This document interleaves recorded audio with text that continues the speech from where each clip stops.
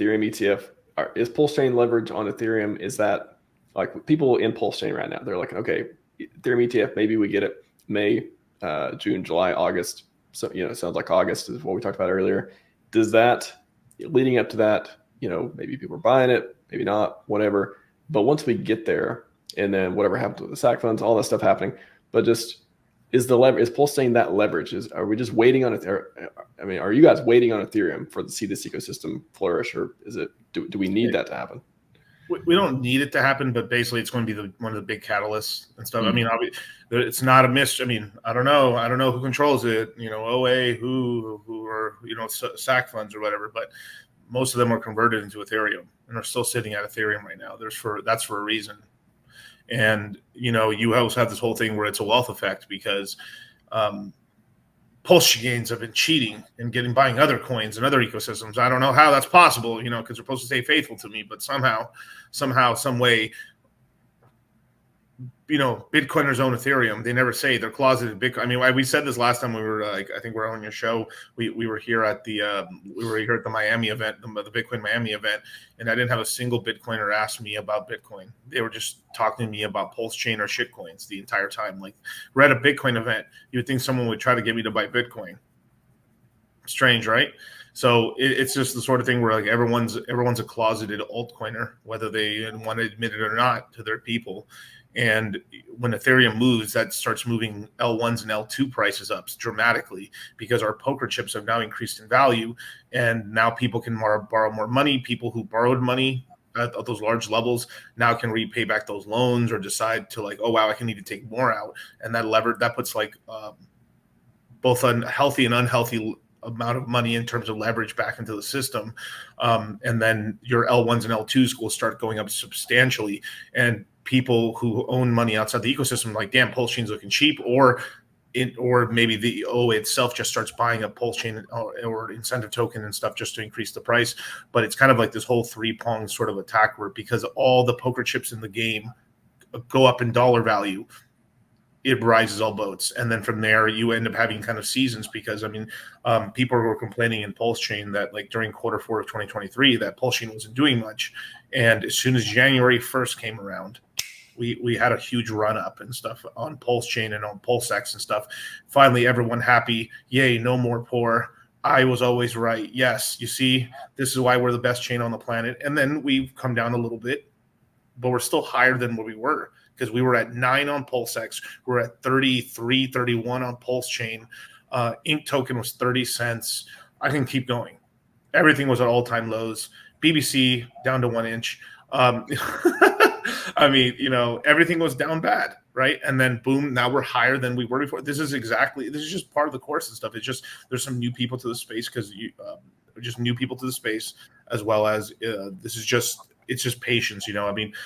Imagine if you were trading or investing in equities. You'd basically go insane. Yeah, and like Richard Hart also, he put out the trend line and the trend line broke. Oh my God, and it's one of these things where it's like, in terms of narrative, right? In order to hold up certain areas of price, you have to have consistent narrative, meaning you have to have more media exposure for Richard. Is this, you think PulseChain will be, what happened with ETH in Hex? So Hex, ETH was going up, benefited from that too. Do you think we'll have the same kind of play with this where it's like, okay, ETH is going up, PulseChain is going to, regardless of whatever else happens or whoever buys or whatever else and all that stuff too, just the whole, as you said, the rising tide lifts all boats. Is everything just a play on ETH at this point? No. And well, I would say partially, right? So like play on Bitcoin, ETH, and Solana. Yeah. So, like just going back to like kind of how money flows in crypto, right? It always flows from the top caps to the lower caps. Doesn't mean PulseChain is going to be exactly correlated with them, just like Bitcoin is not going to be exactly correlated with traditional markets like the S&P 500 or anything else. But you will see, Bitcoin does well first. Great. Then all of a sudden the altcoins are like, okay, maybe we're going to move, right? And then Ethereum says, oh no, I'm moving now. And then when Ethereum moves, the altcoins all of a sudden be like, oh shit, we're moving too. And then Solana is one of the first movers of altcoins. If people are like making a lot of money there, they'll also take those profits and bring them into other chains. Base protocol is probably the first one after that that's getting a lot of play in terms of rotation. So you do have these rotating assets of coins, coming through the altcoins, but it doesn't mean that's 100% of the capital that's going to come into PulseChain, because PulseChain really doesn't have as much outside capital coming in, maybe as like Base protocol or these other larger, better advertised ones. So for PulseChain, it does rely a little bit more on kind of the people who are already in the chain, and then those people organically talking to other people. And so if you have the amount of negativity that you have currently in the market for this particular chain, then you're going to have less.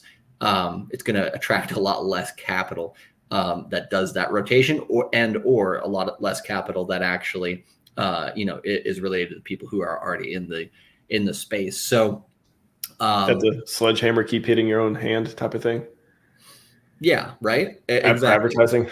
Yeah, exactly. And so that's why like videos that basically just say, hey, this is all going to zero, it's becoming like a Peter Schiff type character of the space, like doesn't really make much sense, right? So I think once you get enough movement, once the movement's so obvious in other parts of crypto, people in this space then all of a sudden be like, okay, Pulse is cheap and it hasn't pumped yet, so okay, they start getting a little bit more confidence, and they start going in, and that's where what DCC was saying earlier of PulseChain kind of lagging the rest of the market. It had the last meme coin season. It pumped, about 3 to 4 months after the rest of the market really started pumping hard. So that leg effect will continue until we get into I would say like new all-time highs, because just like we saw from December to January, where all of a sudden the narrative flipped, people were like super bearish, oh, this shit sucks, to, oh my God, we were all right. That only was going above the SAC rate back again, right? So what do you think happens in the sentiment shift when we go to new all-time highs, right? People are gonna be like, oh shit, now time to go in. And then we probably have one more dip, go back below all-time highs into, accumulation. And then, we go crazy. So, when we get a full on alt season overall with the whole market, then that's what's going to really, I think, boost things up. But it's usually like the last year to year and a half of the bull cycle, which is where we are entering right now. Yeah.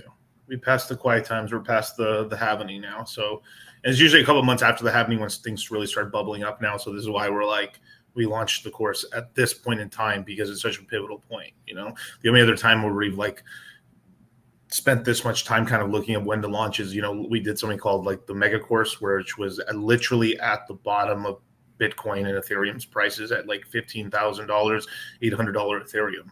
And we fused two courses together because it was such a crazy point in time, because we were trying to make sure that people didn't fumble the bag. We had 300 plus students in that one, and, everyone is an extreme profit right now on everything they bought. So if you did anything you bought at that time is up, unless you bought, some shit coin that rugged and that we didn't recommend.